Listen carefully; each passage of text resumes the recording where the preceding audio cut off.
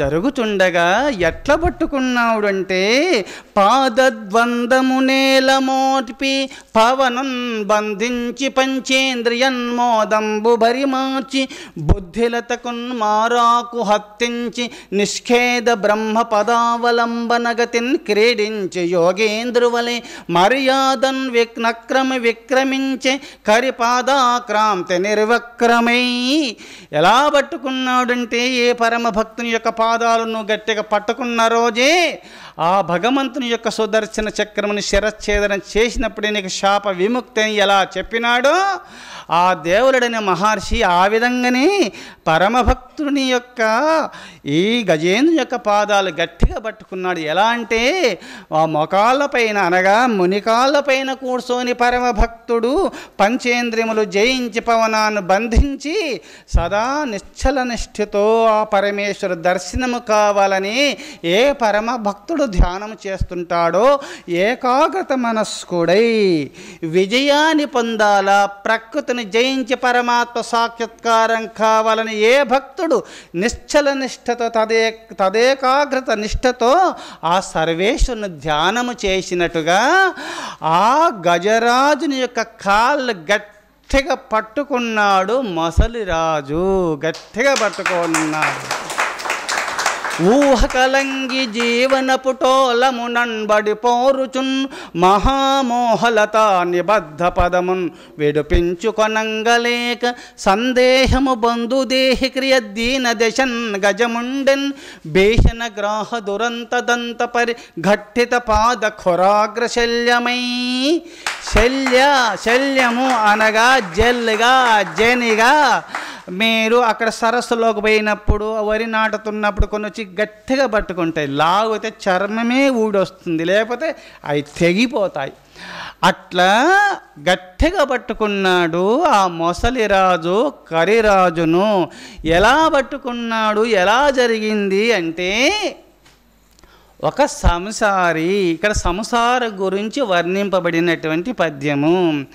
ఒక పెళ్లి చేసుకోనప్పుడు ఆయన అనుకుంటాడట, అంటే నా బ్రహ్మచారిని కావున నాకు తెలియదు కావున ఈ పద్యంలో వర్ణింపబడింది. సంసారం ఒక సంసారి కావాలనుకున్నటువంటి ఒక నరుడు మానవుడు సంసారంలోకి ఎట్లా పోతాడు అంటే దేహదృష్టి కలిగి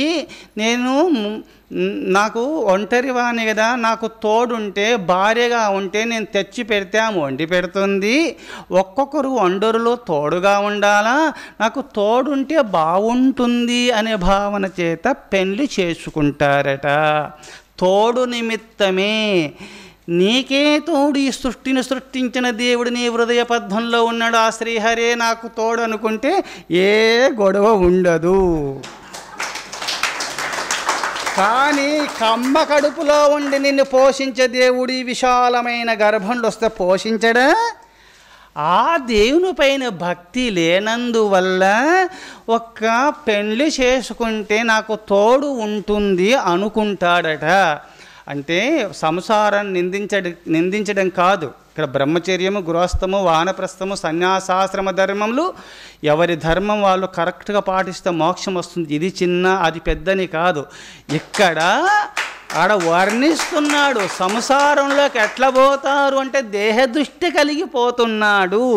నాకు తోడు ఉంటే బాగుంటుంది, నేను తెచ్చి పెడితే వాళ్ళు వండి పెడతారు, మళ్ళీ పిల్లలు పుడతారు, ముసలిగైనాక మాకు ఎవరు చూస్తారు, వాళ్ళు చూస్తారు అనే భావన చేత ఎప్పుడు పెళ్లి చేసుకున్న తర్వాత దారేసిన ఒక బంధము, భార్యని తర్వాత ధనము సంపాదించాల, పిల్లలు పుట్టుతారు, పుత్రేషణ కలుగుతుంది. దారేషణ పుత్రేషణ కలిగినప్పుడు ధనము సంపాదించవలసిందే. దారేషణ ధనేషణ పుత్రేషణ ఈ మూడు త్రయములందు మునిగిపోతుంటాడు. ఈ కాలచక్రంలో కొట్టుకొని తికమక అవుతుంటాడు ఈ మానవుడు. ఆనందంలో పోయినాడు, తోడు కావాలనుకున్నప్పుడు ఇందులో మునిగిపోతూ ఉంటాడు. అట్నే ఊహకలంగి జీవన పుటోలమునంబడి పోరుచున్, ఒక ఉత్సాహంతో జీవనాధారము నిమిత్తమై ఒక మనిషి నరుడు సంసారంలోకి పోయినట్టుగా ఈ జీవనపు టోలమునంబడిపోరుచున్ మహామోహలత నిబద్ధ పదమున్ విడిపించ కొనంగలేక. ఎప్పుడైతే భార్య కావాలని పోయిన తర్వాత అక్కడ పిల్లలు పాపలు నానా విధాలుగా పుత్రులు పౌత్రులు అందరూ ఏడిపోయినప్పుడు వాళ్ళ మమకారంలో మునిగిపోతాడు. నా భార్య, నా భర్త, నా పిల్లలు, నా వారు, నా ఇల్లు, నా ఒళ్ళు అని మునిగిపోతూ ఉంటారు. నీవు సంపాదించిన సంపదను తింటూ నేను గౌరవించకపోతే, కొడుకులు కోడళ్ళు గౌరవించకపోతే, చిన్ననాడు ఇంత కానీ పెంచి ఇంత శ్రమించి ఇంత చేస్తే నన్ను గౌరవిస్తలేరా అని వాళ్ళను వదలలేక సంపదలు తింటున్నారని దేహదృష్టి కలిగి కుమిలి కుమిలి కుమిలి కుమిలిపోతూ ఉంటారు. అందులోనే సగం రోగాలు వస్తాయి. ఇక్కడ మోహం అనే లతముల చేత బంధింపబడ్డట్టుగా గజేంద్రుడు బంధింపబడ్డాడు. ఎందుకు పోయినట్టు ఒక ఆనంద పారవశ్యంలో సరస్సులు ఆటలాడాలని పోయినాడు. భార్యను భర్తను, భర్తను భార్యను పట్టుకున్నట్టుగా ఆ సంసారంలోకి ఆనందంగా పోయిన తర్వాత అక్కడ భార్య భర్తల నుండి పిల్లలు పుడతారు, మనమలు మనవరాలు కొడుకులు కోడన్లు. అక్కడ గజరాజును ఒక్క మొసలు మాత్రమే పట్టింది.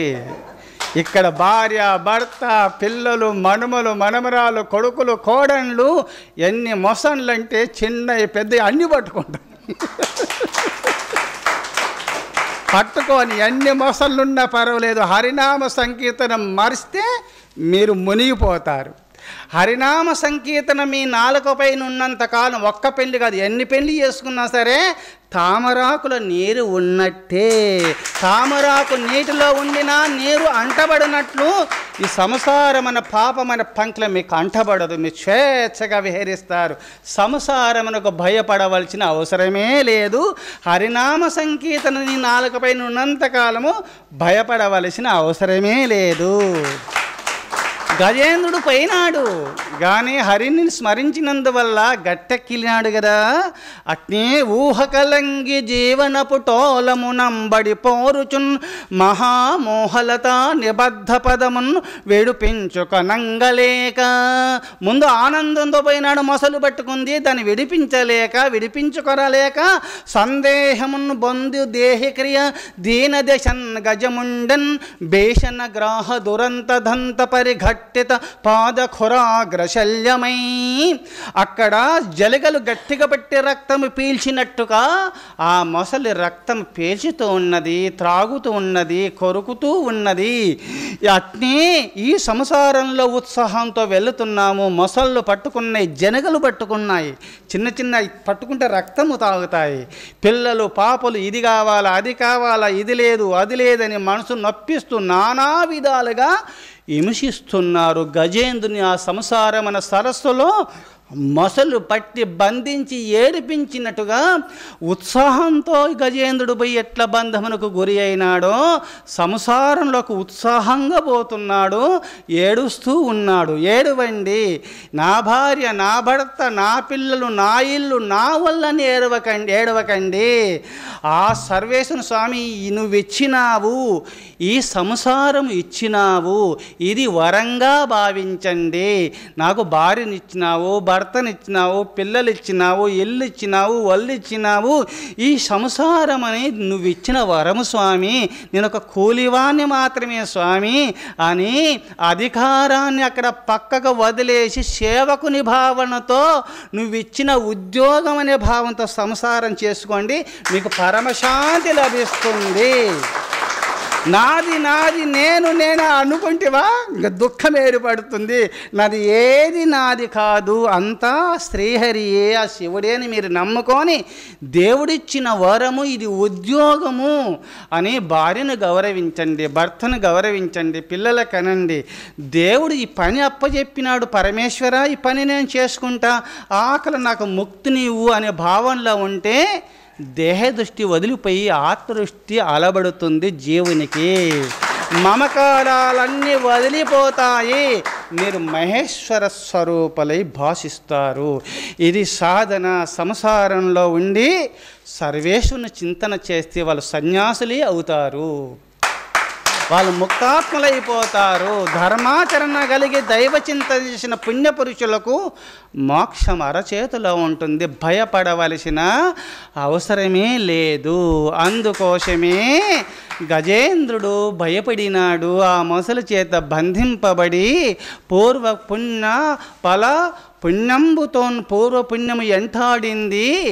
వెంటనే ఈ మొసలి చేత నేను ఆ మొసలిని జయించాలంటే నాకు సాధ్యము కాదు, నాకు తోడు కావాలి. ఎవరు ఈ లోకాలను సృష్టించింది ఎవరు, పోషించింది ఎవరు, రక్షించేది ఎవరు, ఈ ప్రళయం చేసేవాళ్ళు ఎవరు అని నానా విధాలుగా ఆ శ్రీహరిని ప్రార్థన చేస్తూ ఉన్నాడు. నానానేక పయూథముల్ వనములోనన్ పెద్ద కాలంబు సన్మానింపన్ దశలక్ష కోటి కరిని నాథుండ నయ్యుండి మద్దానాంబ పరిపుష్టలతాంత ఛాయలందుండలేక ఈ నిరాశ నిటేల వచ్చితిం భయం బట్లో గదే ఈశ్వరా.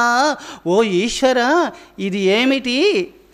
నేను అడవిలో ఉండి ఆ శ్రీచందనము వృక్షాలు తింటూ ఆ ఛాయలందు నిద్రిస్తూ ఆనంద పారవశ్యంలో ఉండేవాడిని. ఈ సరస్సులోకి ఎందుకు వచ్చినా, నీరు తాగి నేరుగా ఉండలేక ఎందుకు ఈ ఆటలాడినాను, ఎందుకు ఈ గోలగోల చేసినాను?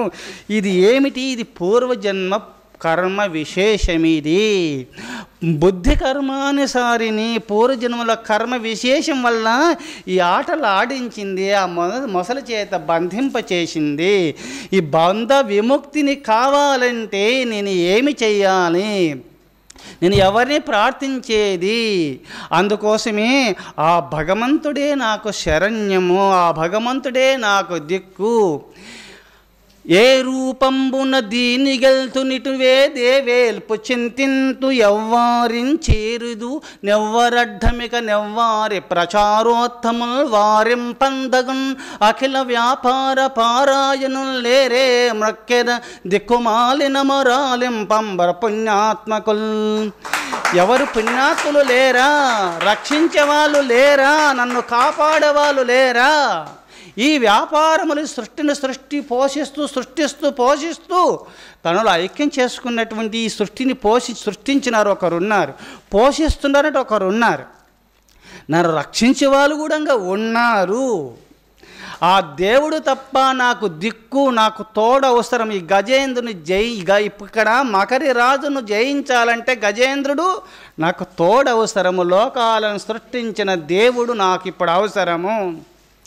యౌవనిచే జనించు జగమెవ్వని లోపల నుండు లీనమై యౌవని యందు డెందు పరమేశ్వరుడెవ్వడు మూల కారణంబెవ్వడు అనాది మధ్యలయుండెవ్వడు సర్వము తానయైన వాడెవ్వడు వానినాత్మబహు ఈశ్వరునే శరణంబు వేడెదన్.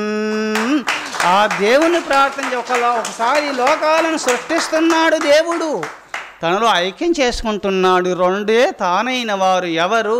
సృష్టి స్థితిలయకారుడు ఎవరు? దానికి మరణములు పుట్టకనే లేని వారు ఎవరు? ఆ దేవుని ప్రార్థన చేస్తాను.